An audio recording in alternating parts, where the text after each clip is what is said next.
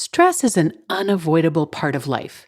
But can stress hormones really change where your body stores fat? Today, we're taking a closer look at the so-called cortisol belly.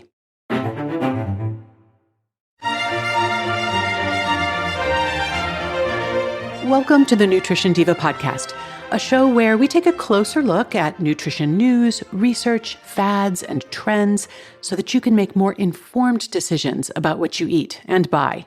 I'm your host, Monica Reinagel, and today I'm tackling a question that June sent in. Have you addressed the cortisol belly craze? She writes, I keep seeing articles about this, but I ignore them, figuring it's just the latest fad. So am I right? Well, this is a great question because, like so many other internet rumors, this one actually has a kernel of truth at its core. Cortisol is a real hormone, and there is a relationship between stress, cortisol, and fat storage. But the story that's being told in the media about cortisol belly is, at best, an oversimplification, and at worst, a bunch of hooey. Cortisol is a hormone produced by your adrenal glands, and it plays several important roles. It helps to regulate your metabolism, your blood sugar, immune function, and it's a key player in your body's response to stress. And in fact, we couldn't live without it.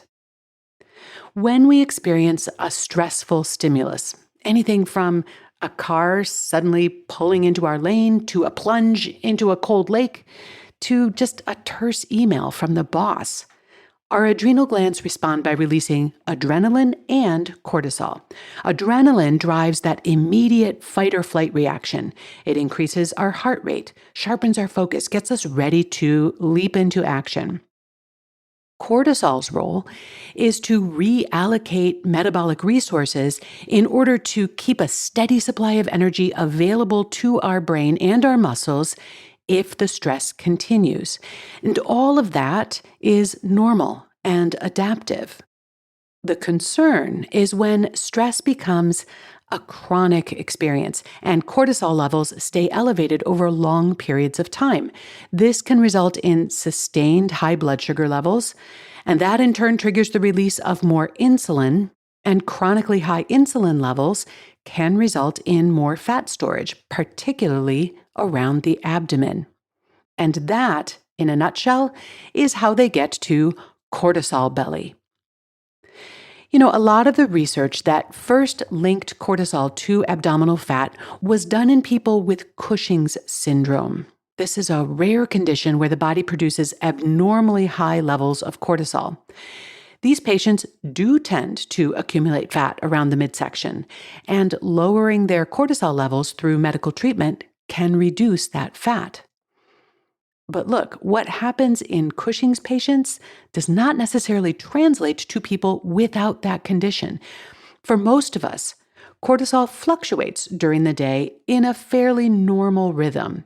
And even if stress is causing temporary elevations, that's not the same thing as pathologically high cortisol levels. So, while it's possible that chronic stress might nudge fat storage toward the abdomen, that is certainly not the whole story. Many other factors can contribute to increased belly fat, and they include diet, physical activity, sleep, genetics, and other hormones. So while stress and cortisol may play a role, it really is only one piece of a much larger puzzle. On social media, however, you will see posts and videos about supplements or cortisol reset diets, which allegedly melt away your belly fat by reducing your cortisol levels.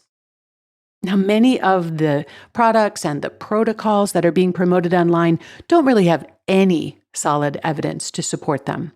But once again, some of the hype is based on a kernel of truth.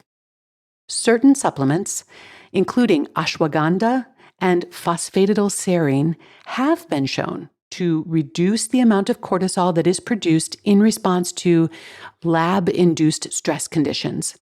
And this effect is often greater in people who report a high level of chronic stress.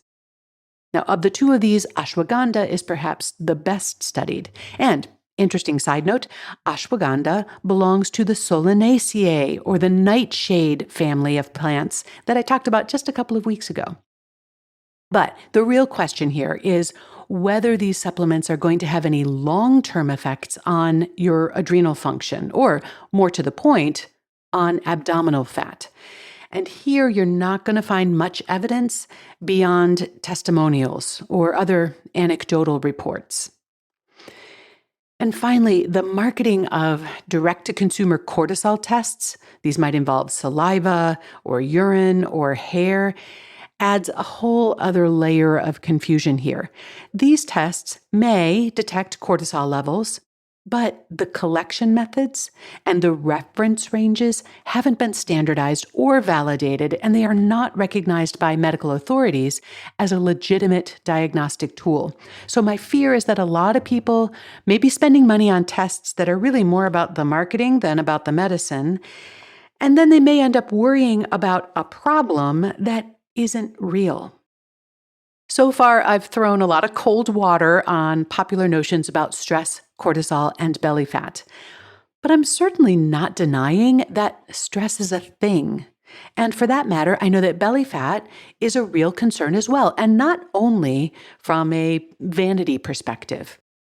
Excess body fat that accumulates around the midsection is objectively more dangerous to your health than fat that might accumulate in other parts of the body, such as the thighs or the arms. It is linked to an increased risk of metabolic syndrome, cardiovascular disease, and type 2 diabetes. And this is why many doctors are moving away from BMI, or body mass index, as a health indicator, because a high waist circumference or a high waist to hip ratio may actually be a much more accurate indicator of metabolic health. With all of that said, if you're concerned about belly fat and you suspect that chronic stress and cortisol may be a contributing factor, I do have some concrete steps that you can take. Now, no special belly fat busting supplements or diet protocols, I'm afraid. It all boils down to a few lifestyle recommendations that you have heard before. But before you roll your eyes, that's actually good news, because it means that the following tips are not just going to help you combat belly fat, they can also reduce your risk of heart disease, cancer, dementia, arthritis, anxiety, and depression. What a bargain. Moderate exercise, walking, swimming, cycling, can reduce chronic cortisol levels and support overall weight balance. Strength training a couple times a week also helps with body composition.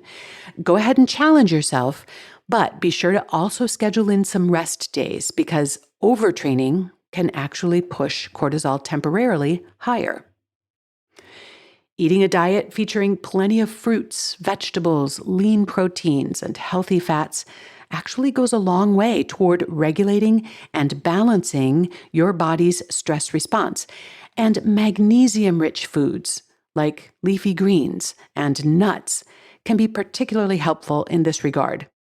On the flip side, excess sugar and alcohol can disrupt blood sugar regulation and raise your cortisol.